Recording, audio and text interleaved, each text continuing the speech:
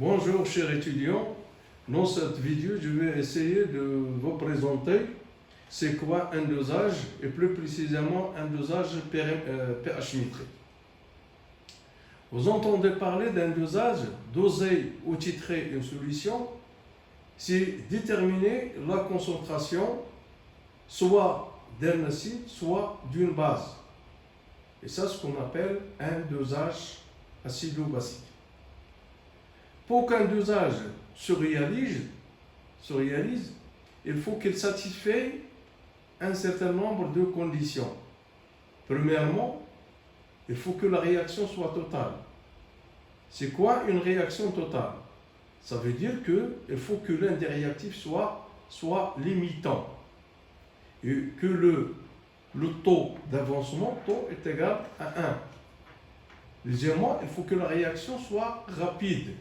Il ne faut pas utiliser des réactions lentes. Une réaction univoque, c'est-à-dire il y a la seule réaction, c'est-à-dire entre l'acide et la base. Il n'y a pas de réaction secondaire. La réaction entre les deux solutions est seule et unique, c'est-à-dire qu'il n'y a pas de réaction secondaire. Et quatrièmement, il faut que la réaction soit observable. La variation du titrage au cours du temps doit être aussi mesurable. On passe maintenant au montage expérimental.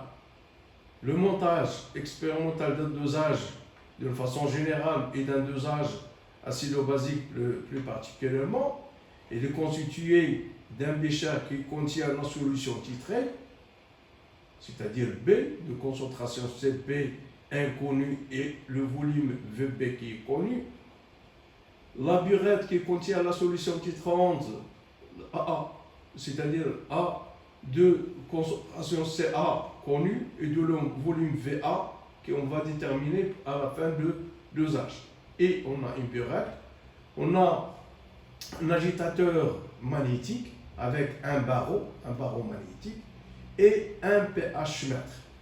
Bien sûr, on a ici, c'est la sonde qui est plongée dans le bécher, et ça, c'est ce qui constitue un montage d'un dosage acido-basique. Donc, le pH mètre mesure le pH de la solution titrée au fur et à mesure qu'on ajoute la solution de la solution titrante.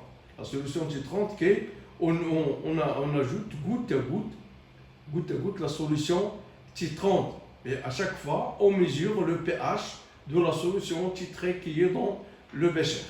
Ce qui nous permet de tracer la courbe pH est égale à F de V, qui représente la variation de pH en fonction du volume versé de la solution titrante. On trace une deuxième courbe, on trace la courbe dérivée dPH sur dV qui est dans le volume à l'équivalence. Et ces deux courbes, c'est-à-dire soit la courbe pH est égale à F de V, qui représente la variation du volume en fonction de pH, soit la dérivée, la variation de pH en fonction du volume, qui vont nous donner le volume à l'équivalence. Le point d'équivalence, on va le définir, le point d'équivalence. Le dosage est caractérisé par un point appelé point d'équivalence, dans lequel les réactifs titrés et titrants disparaissent complètement, deviennent des réactifs limitants. À l'équivalence, les réactifs sont mélangeants dans les proportions stoichiométriques. Troisièmement, à l'équivalence, la quantité de matière de l'acide introduite est égale à la quantité de matière de la base apportée. C'est-à-dire que la quantité de matière Na de l'acide introduit est égale à N de la base introduite.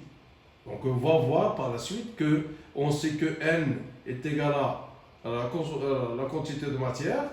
On va l'exprimer en fonction de volume et de la concentration. Méthode de détermination du point d'équivalence.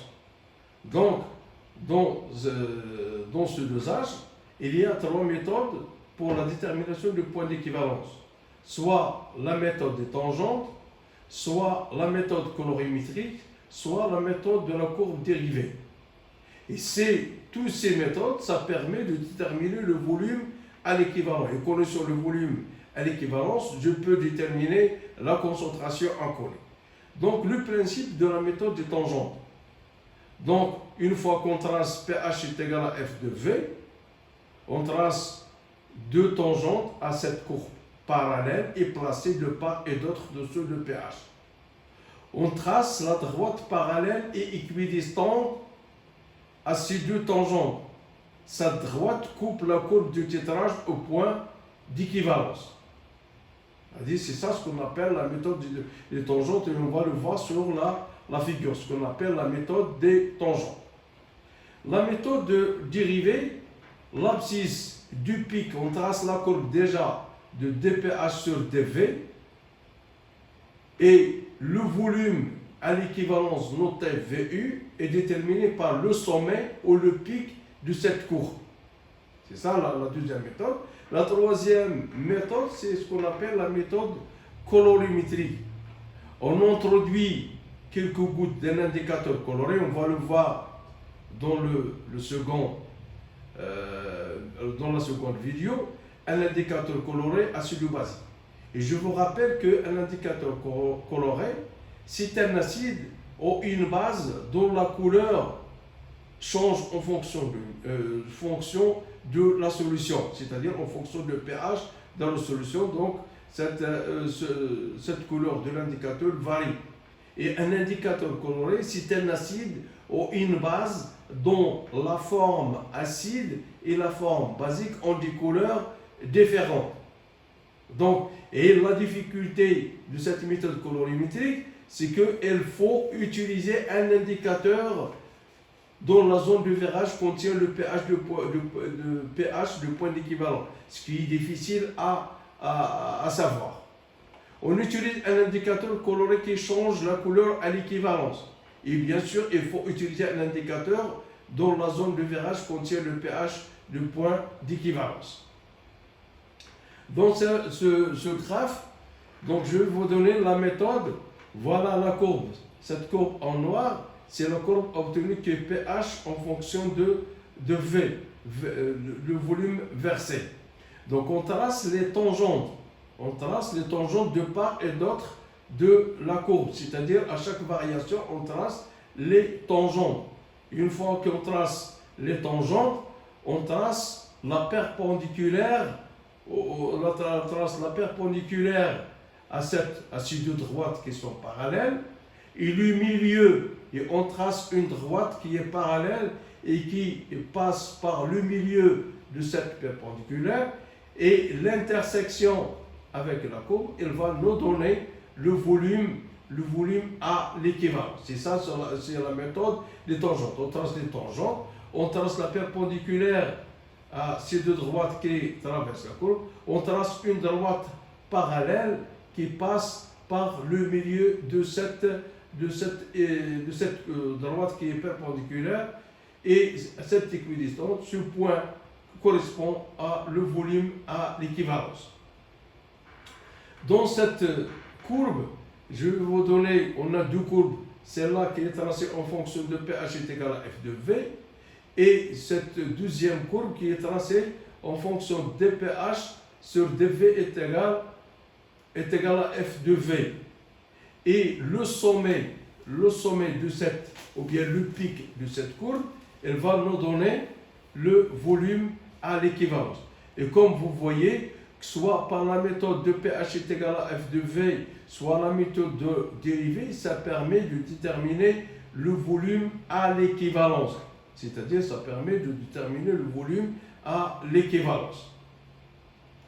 Détermination, et une fois connaissant le volume à l'équivalence, je peux déterminer la concentration de la solution inconnue, soit celle de l'acide, soit celle de la base. Donc la détermination de la concentration inconnue, connaissant le volume à l'équivalence, soit par la méthode colorimétrique, soit par la méthode de la courbe dérivée, soit par la méthode de la courbe pH est égal à F de V, ça permet de déterminer le volume. Connaissant le volume à l'équivalence, on peut appliquer Donc la quantité de matière de l'acide introduite est égale à la quantité de matière de la base introduite. Donc CaVa est égal à Cb fois le volume à l'équivalence. Donc comme ça, on va déterminer Cb, c'est-à-dire de la concentration de la solution titrée. Parce que Ca, elle est connue, c'est-à-dire de la solution titrante, parce que Cp, c'est la concentration de la solution titrée, et ce qu'on cherche. Donc, connaissons le volume, je répète, connaissons le volume à l'équivalence soit à partir de la méthode pH est égal à F de V, soit par la méthode de la courbe dérivée dpH sur dV est égal à F de V, soit la méthode colorimétrique, c'est-à-dire à l'aide d'un indicateur coloré dans la zone de verrage. Donc, connaissant le volume VE, donc je peux appliquer la relation N acide introduite est égal à N base introduite. Donc, je remplace la quantité de matière par CaVa qui donne Cb fois VE. Donc, je peux tirer que Cb est égal à CaVa sur VE. Et comme ça, on a déterminé la concentration on a dosé ou bien on a titré la solution B de concentration inconnue. Et merci de votre attention.